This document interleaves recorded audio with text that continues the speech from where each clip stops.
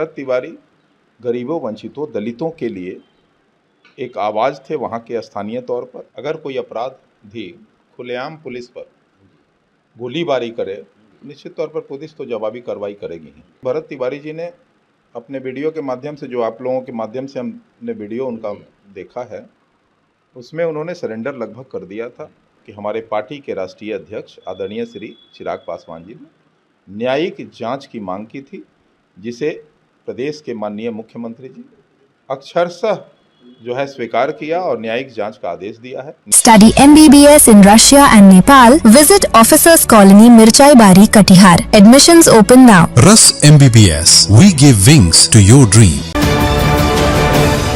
बिहार में एनकाउंटर का दौर शुरू हो गया है। लगातार एनकाउंटर हो रहे हैं, जिस पर सियासत भी लगातार गर्म होती चली जा रही है। अभी पिछले दिनों भोजपुर के भरत तिवारी एनकाउंटर मामला भी बहुत ही तूल पकड़ता जा रहा है। जहां विपक्ष इसे हत्या कह रही है, वहीं सरकार के कुछ मंत्री और विधायक गलत ठहरा रहे हैं, तो कुछ लोग सही कार्रवाई बता रहे हैं। इसी सारे मुद्दे पर आज बात करने के लिए हमारे साथ है लोजपा रामविलास के राष्ट्रीय प्रवक्ता राजेश भट्ट जी। आइए इन्हीं से जानते हैं कि इनकी पार्टी और इनका क्या स्टैंड है इस सारे मुद्दे पर। सर, पहले तो BMW न्यूज़ में आपका स्वागत है। बहुत बहुत धन्यवाद।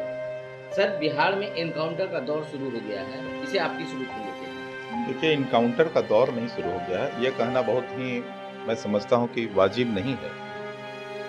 इनकाउंटर करना कोई इंटेंशन नहीं, ये बात आप स्पष्ट रूप से समझ लीजिए। अगर कोई अपराधी खुलेआम पुलिस पर गोलीबारी करे, निश्चित तौर पर पुलिस तो जवाबी कार्रवाई करेगी ही, करती ही है। तो हर इनकाउंटर पर एक ही तरह का सवाल मैं नहीं समझता हूं कि मौजूद है कहीं से। भरत तिवारी का जो मामला है, जो प्रकरण है, वो थोड़ा अलग है, इसलिए कि भरत तिवारी जी ने अपने वीडियो के माध्यम से, जो आप लोगों के माध्यम से हमने वीडियो उनका देखा है, उसमें उन्होंने सरेंडर लगभग कर दिया था। जो उनके पास अवैध पिस्टल था वो पुलिस के पास फेंक दिया था। तब चाहती तो पुलिस उन्हें अरेस्ट भी कर सकती थी और संवैधानिक धाराओं के तहत उन पर कार्रवाई होती और कानून सम्मत जो भी दोषी करार दिए जाते उस पर सजा होती। तो यह मामला थोड़ा अलग है और इनकाउंटर से, और इसको अन्य इनकाउंटर से जोड़ के नहीं देखा जाना चाहिए। तो आपके मानते हैं कि यही कारण है कि हमारे पार्टी के राष्ट्रीय अध्यक्ष आदरणीय श्री चिराग पासवान जी ने न्यायिक जांच की मांग की थी, जिसे प्रदेश के माननीय मुख्यमंत्री जी अक्षरशः जो है स्वीकार किया और न्यायिक जांच का आदेश दिया है। न्यायिक जांच की प्रक्रिया शुरू हो गई है। आने वाले दिनों में निष्पक्ष इसका जो है जांच का रिपोर्ट आएगा और जो भी दोषी पाए जाएंगे उस पर कानून सम्मत कार्रवाई अवश्य होगी। तो आपके नजर में भरत तिवारी अपराधी थे, आप लोग के नजर में? नहीं, क्योंकि अगर नहीं, मैं ये नहीं कह रहा हूँ। भरत तिवारी के बारे में जो मुझे जानकारी मिली है, आप लोगों से और भी जहाँ से समाज के लोगों से भी मुझे जो जानकारी मिली है, भरत तिवारी गरीबों, वंचितों, दलितों के लिए एक आवाज़ थे वहाँ के स्थानीय तौर पर। वहाँ एक विस्थापन समस्या है। गंगा के कटाव में जमनिया गांव के का कुछ अंश चला गया, क्षतिग्रस्त हो गया, जिसके बाद विस्थापितों के लिए एक बड़ी समस्या वहाँ उत्पन्न हो गई थी। और उन्हीं के नेतृत्व के कर्ता के रूप में भरत तिवारी ने अपने को आगे किया और विस्थापन पुनर्वास के लिए वो लगातार लड़ते रहे, लगातार जो है प्रशासन को जगाते रहे, प्रशासन को का ध्यान आकृष्ट कराते रहे।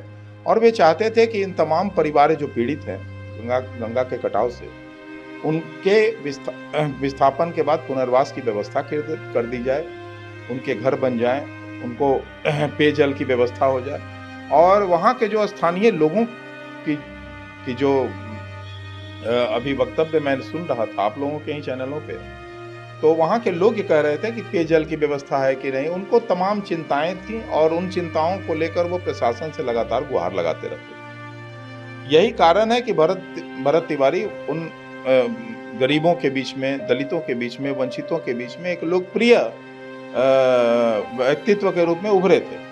अब प्रशासन से कहाँ चूक हुई? प्रशासन से एक चूक तो दिख रहा है, जब उन्होंने सरेंडर कर दिया तो उन्हें अरेस्ट करना चाहिए था। और किन परिस्थितियों में गोली चली उसी की जांच हो रही है और जांच में निष्पक्ष जो रिपोर्ट आएगा अवश्य उस पर कार्रवाई होगी। तो आप एक तरफ मानते हैं कि बिहार के पुलिस तंत्र अब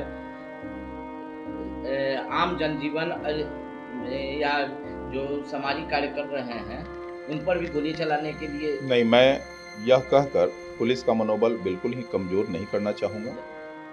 पुलिस अपनी कार्रवाई करती है, किन परिस्थितियों में ये घटनाएं हुई इसकी जांच होगी और जो दोषी पाए जाएंगे, हर घटना की जांच होती है और निश्चित तौर पर उसके कुछ ना कुछ रिजल्ट आते हैं। सर, जीतन राम मांझी जो केंद्रीय मंत्री भी है, उन्होंने भरत तिवारी को अपराधी की संज्ञा दी है कि अपराधी था, उसे मारा गया, सही किया गया। इस बात पे देखिए, ना तो हम न्यायालय हैं ना प्रशासन है और हमें यह कहने का कोई कतई औचित्य नहीं, अधिकार नहीं है कि कोई अपराधी है या कोई बेगुनाह है। यह न्यायालय की प्रक्रिया से गुजरना होगा इसके लिए और न्यायालय यह तय करता है। मैं नहीं समझता कि इस तरह का पूर्वानुमान लगाना कहीं से भी उचित है। सर, लोजपा रामविलास के राष्ट्रीय अध्यक्ष चिराग पासवान जी जिस समय नीतीश कुमार मुख्यमंत्री हुआ करते थे, हर एक मुद्दों पर बात करते थे और सारे चित्र उठाते थे, लेकिन जब से सम्राट चौधरी मुख्यमंत्री बने हैं वो चुप्पी साधे हुए हैं, किसी मुद्दे पर नहीं बोलते, न प्रखर रूप से नहीं सामने आते हैं।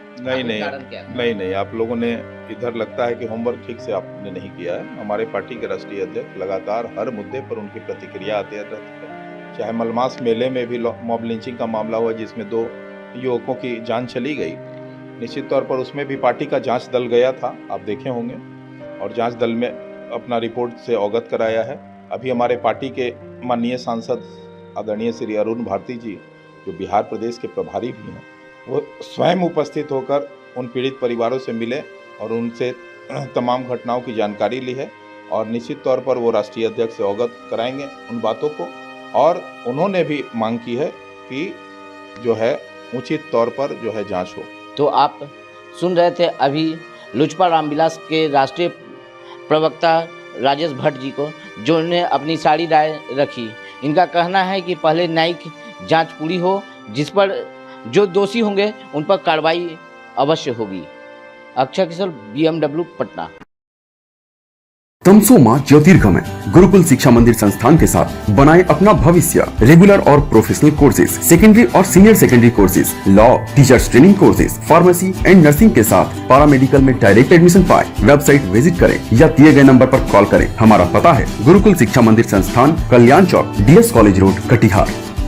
हमारा वीडियो अगर आपको अच्छा लगा हो तो आप हमारे वीडियो को लाइक करें, शेयर करें और हमारे चैनल को सब्सक्राइब जरूर करें।